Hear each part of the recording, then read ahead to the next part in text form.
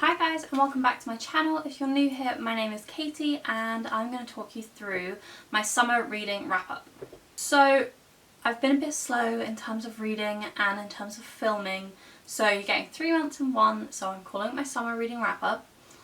So I'm going to start and do it in like chronological order of which order I read them in. So let's start with June. I've got everything written down in my little notebook about what I've read.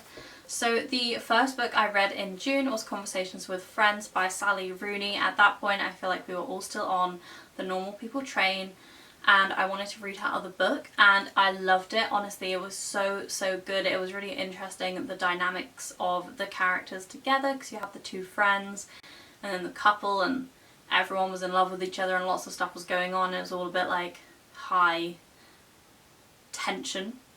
I really enjoyed it. I really love Sally Rooney's style of writing and I cannot wait for what she brings out next. Oh, I forgot to say that I don't have that book physically. A lot of the books that I read ebooks borrowed from my library, so that's why I don't have that one with me. The next book is another ebook that I borrowed from my library, and that is Girl Online Going Solo by Zoe Sugg, which was the third book I believe in the series. Yeah, the third and final book in the series. It's a YA series about a girl named Penny who struggles with anxiety and is basically dating the biggest pop star on the planet.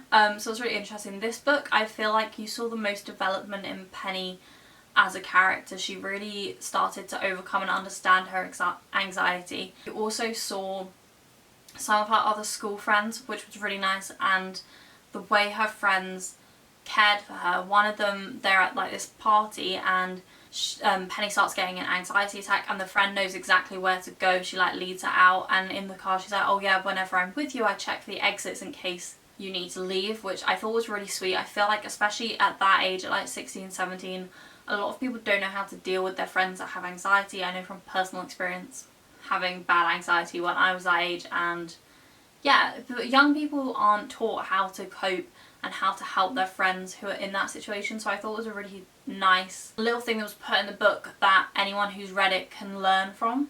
I just thought that was a really nice touch. So yeah, that was quite a good book. I think it might have been my favourite out of the three. I didn't really enjoy the second one, but the third one definitely enjoyed a lot more. Next up we have a booktube classic, and that is The Seven Husbands of Evelyn Hugo.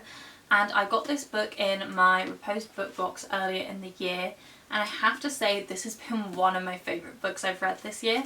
I absolutely loved it. As the title suggests, it's basically the story of Evelyn Hugo, who is a Hollywood actress. At this point she's, you know, old, she's stopped working, but she's had 7 husbands in her lifetime and she's never spoken about it. She doesn't really do interviews, and she's given this interview to Marieke Grant, who is a journalist, but she works at a like magazine and she's not senior, she's like junior, and yeah, she goes with the pretense thinking that it's about a charity auction that Evelyn's doing, and she ends up telling her life story to publish into a book.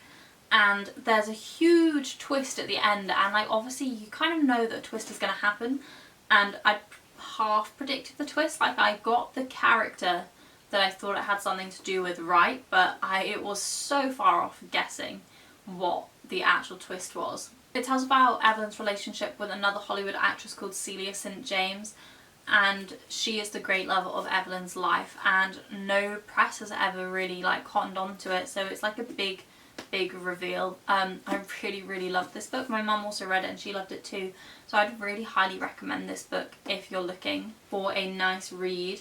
It was really easy to read, really quick to read. It is 183 pages, but it was easy to read and really enjoyable, so I'd highly recommend that.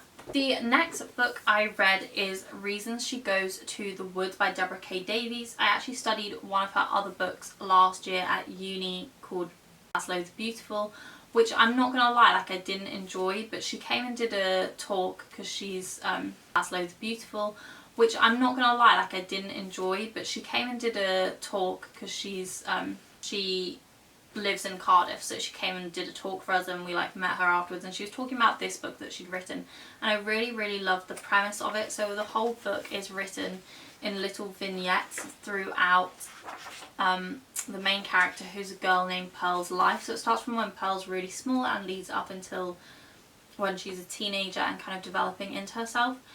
And, you know, I really like the premise of this book, but I don't think I like the characters that Deborah K. Davies writes. I like her writing style, but Pearl is a horrible character, and I don't necessarily like reading about horrible characters as the main character. Like, I didn't empathise with her at all because she was just a bit mean, really. Yeah, if you're interested in reading like a slightly different layout of a book, then have a go at this. The next book I read was Becoming by Michelle Obama, and I say read because I actually listened to it on audiobook. And if you want to read this book, I would so recommend listening to the audiobook because Michelle does it herself, and it just felt like a completely different experience listening to her tell her story rather than just reading the words.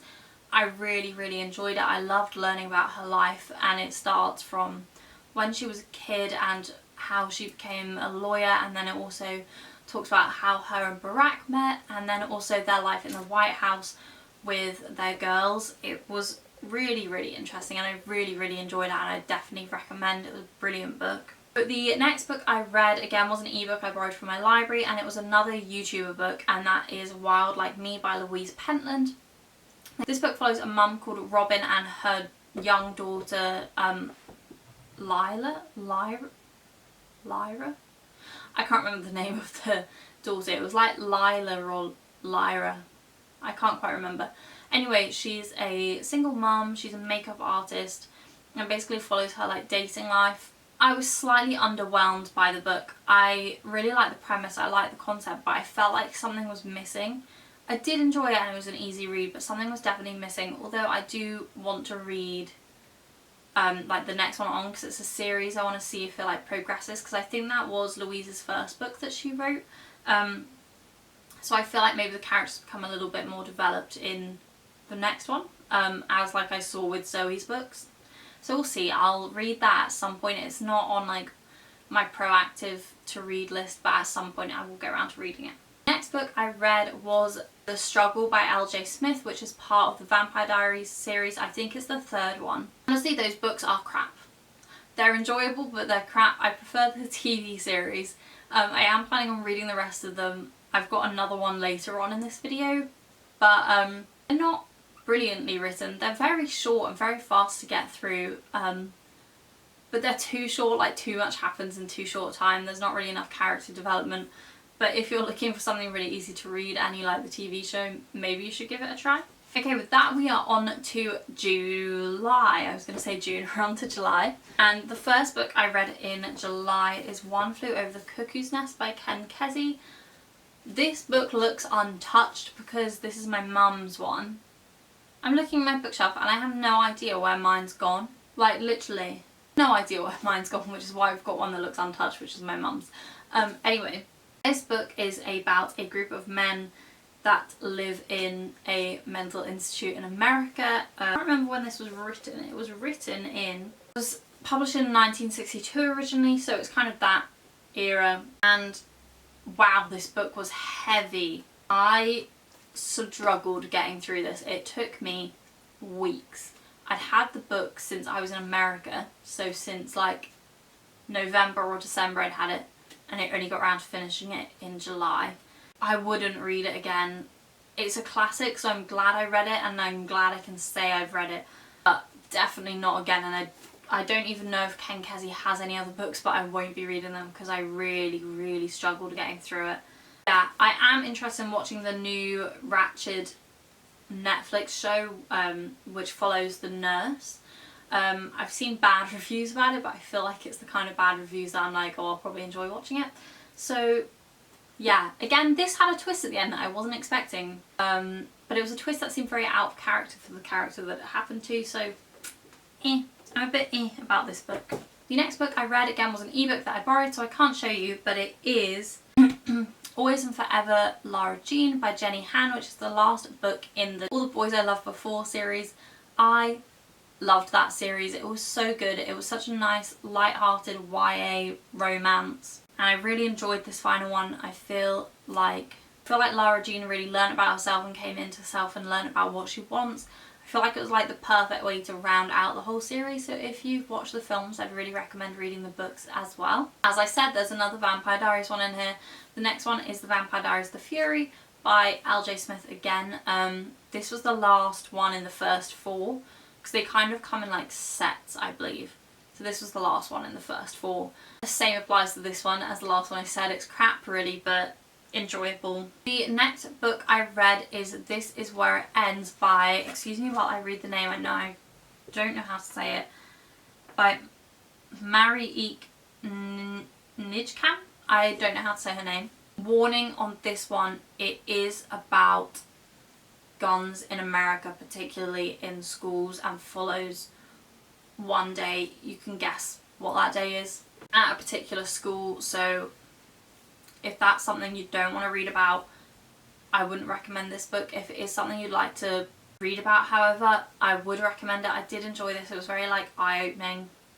It's fiction, and it's written by someone who hasn't personally been through that, so I don't know entirely how accurate it is, but it was interesting to read and I would recommend it. It was a very quick read as well.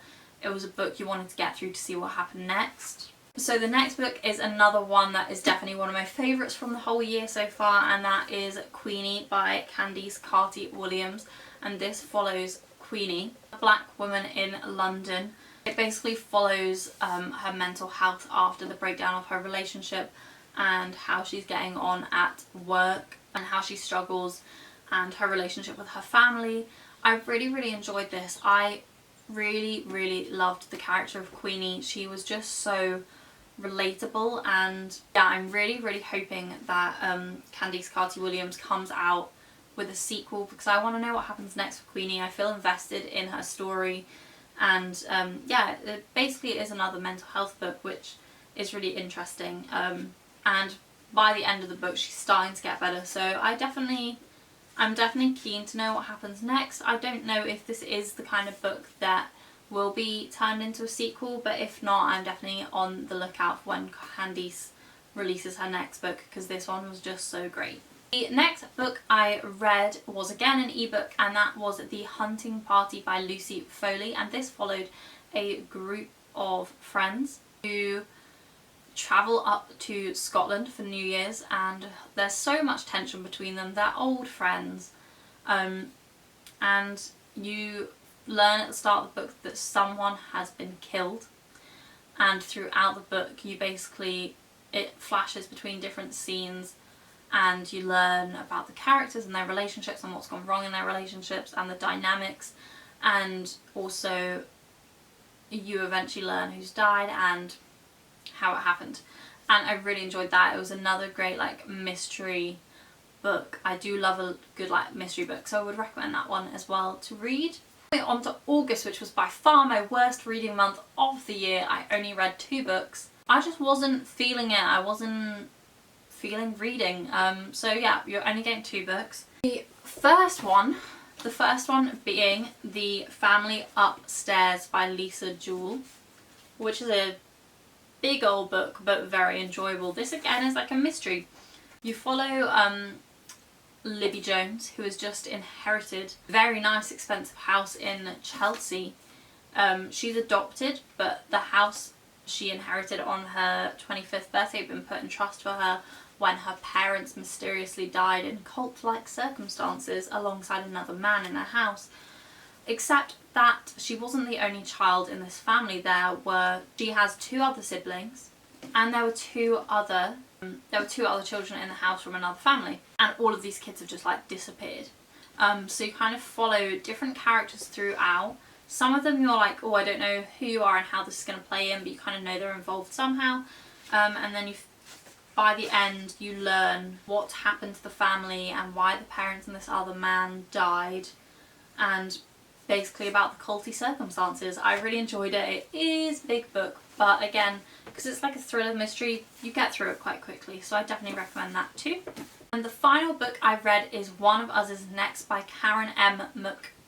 McManus. This is the sequel to One of Us Is Lying, which is a YA book where basically this kid dies in detention, and this book follows the journey of another kid has died, and how it came to happen and who is responsible, and it follows some of the characters from the last book to see where they've got to in the time between the previous horrendous experience and the current one, and also some of the characters like younger siblings. I really enjoyed this book, and again it didn't take me long to get through.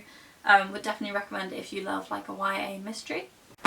Anyway, that is all the books that I've read this summer. I hope you enjoyed hearing about the books that I've read. If you have any recommendations for me based on the books that I liked and the ones I didn't quite like, then I'd love to hear them. Please don't forget to like, comment and subscribe, and I'll see you in my next video.